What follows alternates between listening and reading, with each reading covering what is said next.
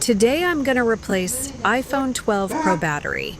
Unbolt screw and try to open display screen.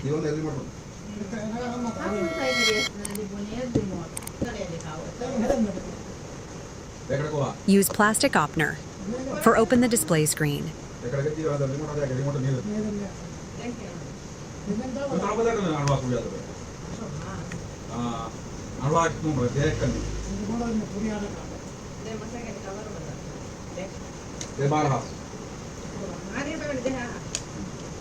Unbolt all screw and remove safety shield. Remove anti-tape paper.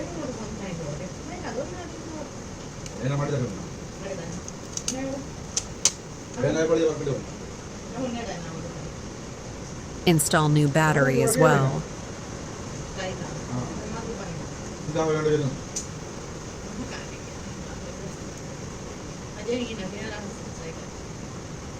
Be clearfully install battery.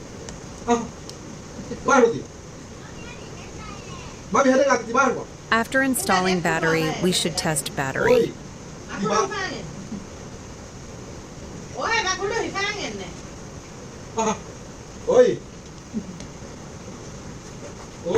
Turn on iPhone and check battery working.